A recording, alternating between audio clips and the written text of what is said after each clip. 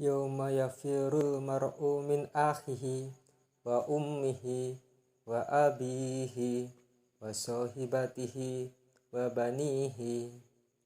Pada hari ketika manusia lari dari saudaranya, dari ibu dan bapaknya, dari istri dan anaknya.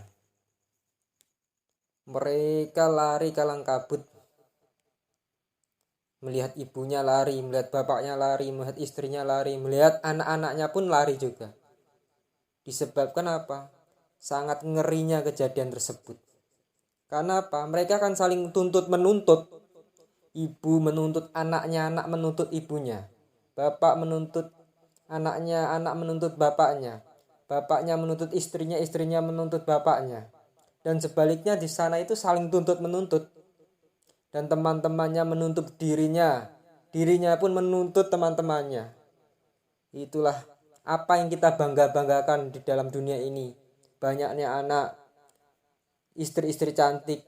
Kalau nggak amal agama, habis kita di akhirat nanti. Mereka akan saling menuntut kita. Melanjutkan tafsir ayat yang ke-33. Fa'idza ja'atis shakhah.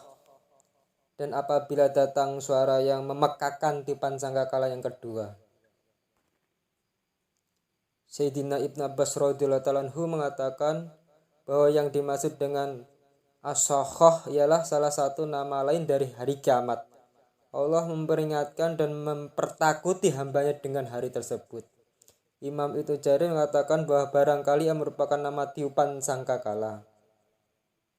Imam Al-Baghawi dalam tafsir Al-Baghawi mengatakan bahwa as-shakhah artinya pekikan hari kiamat, teriakan hari kiamat, suara yang mengerikan pada hari kiamat.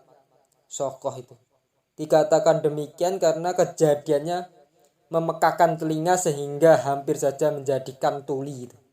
Saking ngerinya teriakan suara hari kiamat pada tiupan yang kedua. Lanjut tafsir ayat ke-34, ayat yang ke-35, ayat yang ke-36.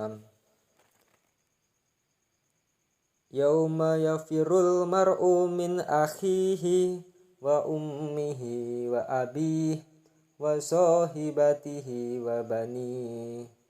Pada hari ketika manusia lari dari saudaranya, dari ibu dan bapaknya, dari istri dan anak-anaknya. Yaitu dia melihat mereka tetapi lari dari mereka dan menjauhinya. Karena dahsyatnya huru hara dan kengerian yang terjadi pada hari itu.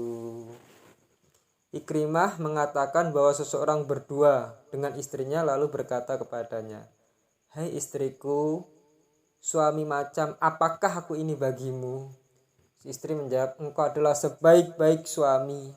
Dan istrinya memuji dengan pujian yang baik semampunya. Kemudian si suami berkata kepada istrinya, "Maka sesungguhnya hari ini aku meminta suatu kebaikan darimu dengan sukarela. Barangkali aku dapat selamat dari apa yang kau saksikan sekarang ini." Si istri menjawab, "Alangkah mudahnya permintaanmu tersebut.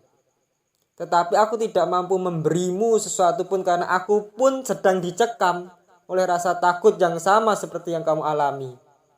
Dan sesungguhnya seorang bersuara dengan anaknya. Lalu ia bergantung kepadanya dan mengatakan, 'Hai anakku, orang tua seperti apakah aku ini bagimu?' Si anak menjawab dengan mengucapkan pujian kepadanya. Lalu ia berkata kepada si anak, 'Hai anakku, sesungguhnya aku sekarang sangat memerlukan bantuanmu sedikit dari kebaikanmu. Mudah-mudahan dengannya aku dapat selamat dari keadaanku sekarang ini yang engkau lihat sendiri.' Maka si anak menjawab, 'Wahai ayah, betapa ringannya permintaanmu.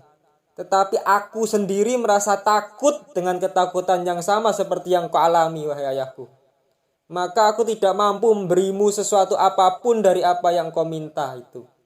Hal ini diungkapkan oleh Allah Subhanahu wa taala bahwasanya melalui firman tersebut, surat Abasa tersebut, pada hari ketika manusia lari dari saudaranya, lari dari ibunya, lari dari bapaknya, lari dari istrinya, dan lari dari anak-anaknya. Dan di dalam hadis yang sahih yang menceritakan peristiwa syafaat disebutkan bahwa ketika dimintakan kepada tiap-tiap rasul dari ulul azmi untuk memohonkan syafaat di hadapan Allah pada buat semua makhluk, maka tiap-tiap orang dari mereka mengatakan, aku lebih mengutamakan diriku, dan aku tidak memohon kepada engkau selain keselamatan buat diriku sendiri. Sehingga Isa putra Maryam sendiri mengatakan, aku tidak mohon kepadanya hari ini kecuali untuk keselamatan diriku sendiri. Saking mencekamnya itu ulul azmi itu sampai seperti itu. Ibuku Maryam telah melahirkanku, karena itu maka disebutkan oleh firman, pada hari ketika manusia lari dari saudaranya, dari ibunya dan bapaknya, dari istrinya dan anaknya.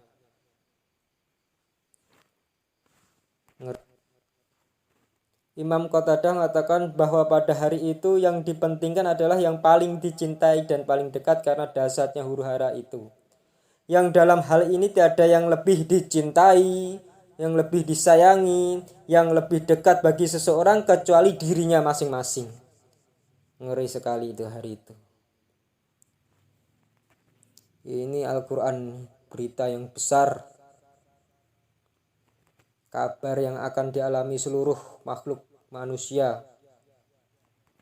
Sungguh rugi apabila kita ini tidak mendengarkan dengan seksama Al-Quran, firman Allah Subhanahu wa Ta'ala yang membawa kabar-kabar yang maha dahsyat. Tapi kita disibukkan dengan kabar-kabar duniawi yang datangnya dari makhluk ke makhluk, makhluk ke makhluk, makhluk ke makhluk. Lupa tentang kabar yang datang dari Tuhan ke makhluk, yaitu Al-Quranul Karim. Lanjut tafsir ayat yang ke-37. Likulim nari'im minnahum yawma ijin sya'nu yu'nih. Setiap orang dari mereka pada hari itu mempunyai urusan yang cukup menyibukkannya. Ibnu Abu Hatim mengatakan telah menceritakan kepada kami Muhammad ibnu Ammar ibnul Haris al-Walid ibnu Saleh. Telah menceritakan kepada kami Sabit alias Abu Zaid al-Ubadani dari Hilal ibnu Qabab, dari Said ibnu Jubair, dari Ibnu Abbas radhiyallahu ta'ala anhu, yang mengatakan Rasulullah SAW pernah bersabda, tuhsyaruna hufatan uratan musyatan gurla. Kelak kalian akan dihimpunkan di hari kiamat dalam keadaan tidak beralas kaki, telanjang, jalan kaki lagi dalam keadaan tidak bersunat ataupun tidak berkhitan. Maka salah seorang istri beliau, yaitu Sayyidatina Aisyah radhiyallahu ta'ala anha, ada yang bertanya, wahai Rasulullah, apakah kita dapat melihat yang lain atau sebagian dari kita dapat melihat aurat sebagian yang lainnya? Maka Rasulullah SAW menjawab, likulim nari'im minhum yawma idzin sya'nu yu'nihi au qala ma asgolahu anid nador. Tiap-tiap orang dari mereka di hari itu disibukkan dengan urusannya sendiri-sendiri, atau sibuk dengan urusannya sendiri hingga tidak sempat memandang orang lain.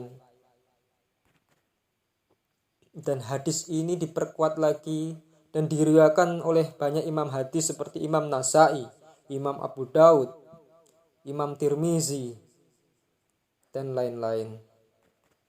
Menuju tafsir Al-Baghawi, di dalam kitab tafsirnya Imam Baghawi mengatakan, telah menceritakan kepada kami Ahmad ibnu Ibrahim Asyuraihi, telah menceritakan kepadaku Ahmad ibnu Muhammad ibnu Ibrahim As-Salabi, telah menceritakan kepadaku Al-Husain ibnu Muhammad ibnu Abdullah, telah menceritakan kepada kami Abdullah ibnu Abdurrahman, telah menceritakan kepada kami Muhammad ibnu Abdul Aziz, telah menceritakan kepada kami Ibnu Abu Uwais, telah menceritakan kepada kami ayahku dari Muhammad ibnu Abu Iyasi, dari Atha ibnu Yesar, dari Saudah istri Nabi Muhammad SAW, yang telah menceritakan bahwa Rasulullah SAW pernah bersabda, kelak manusia dibangkitkan dalam keadaan tidak beralas kaki, telanjang, lagi tidak berkhitan, banjir keringat telah mengepung mereka sehingga sampai batas telinga mereka.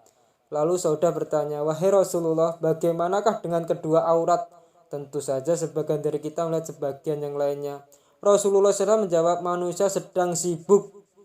Tiap-tiap orang dari mereka di hari itu punya urusan yang cukup menyibukkan dirinya. Lalu ketika orang-orang itu selamat daripada murkanya Allah Subhanahu wa taala, maka mereka akan tampak kelihatan wajah mereka. Sebagaimana firman yang selanjutnya, ayat yang ke-38.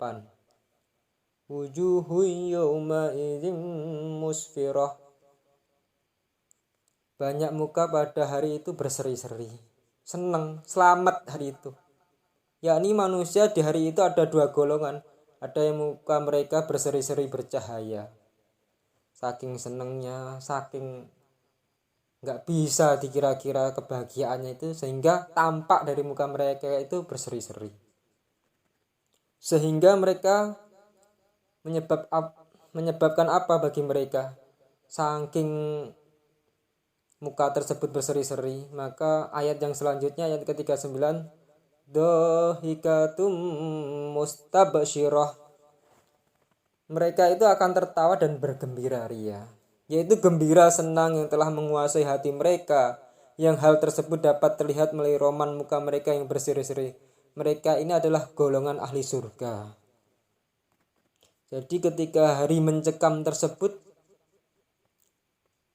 orang tersebut lolos daripada amarah Allah Subhanahu wa taala dan mereka itu bahagia karena mereka adalah golongan ahli surga, yaitu antaranya adalah para nabi dan rasul yang tentunya udah pasti, dan orang-orang yang takwa. Innal muttaqina jannati wa uyun. Itu janji Allah Subhanahu wa taala pada orang-orang takwa. Innallaha la yukhliful mi'ad. Biasanya orang takwa itu sudah pasti masuk surga. Lanjut ke ayat yang ke-40. Wa wujuhun yawma idzin 'alaiha ghabarah. Dan banyak pula muka pada hari itu tertutup debu. Lanjut ayat yang ke-41. Tarhaquha qatarah. Dan ditutup lagi oleh kegelapan. Udah banyak pula muka pada hari tertutup debu, terus ditutup lagi oleh kegelapan. Maksudnya gimana ayat tersebut? Menurut Ibnu Abu Hatim mengatakan, telah menceritakan kepada kami ayahku, telah menceritakan kepada kami Sahl ibnu Utsman al-Askari, telah menceritakan kepada kami Abu Ali alias Muhammad Maula Ja'far ibnu Muhammad, dari Ja'far ibnu Muhammad dari ayahnya dari kakeknya, yang mengatakan Rasulullah SAW pernah bersabda, yuljimul kafiral araku thumma taqaul gubratu ala wujuhihim. Orang kafir dikekang oleh keringatnya, kemudian kegelapan menutupi roman muka mereka. Kemudian beliau Rasulullah SAW bersabda bahwa itulah yang dimaksud oleh firman Allah Subhanahu wa taala. Yang dimaksud firman yang di atas tersebut. Wa wujuhu yauma idzin 'alaiha ghabarah. Dan banyak pula muka pada hari itu tertutup debu. Ibnu Abbas mengatakan sehubungan dengan makna firmannya dan ditutup lagi oleh kegelapan, yakni warnanya hitam menutupi roman muka mereka. Itu hitam karena menurut Ibnu Abbas, mukanya sampai hitam. Itu orang-orang kok bisa seperti itu, sebab apa? Lanjut ke ayat yang terakhir. Ulaika humul kafaratul fajarah. Disebabkan mereka itulah orang-orang kafir lagi durhaka. Naudzubillah min dzalik. Yaitu orang-orang yang hatinya kafir dan durhaka dalam amal perbuatannya, seperti yang disebutkan dalam ayat lain melalui firman Allah Subhanahu wa taala. Wala yalidu illa fadiron kafara. Suratun Nuh ayat ke-27. Dan mereka tidak akan melahirkan selain anak yang berbuat durhaka lagi kafir. Naudzubillah min dzalik. Inilah pungkasan ataupun terakhir dari surat Abasa. Bahasanya orang itu akan jadi dua golongan. Golongan yang mukanya berseri-seri dan golongan mukanya gelap, pekat, hitam. Dan penuh dengan ketakutan yang sangat sungguh mengerikan di pada hari itu. Wallahu ta'ala bishawab.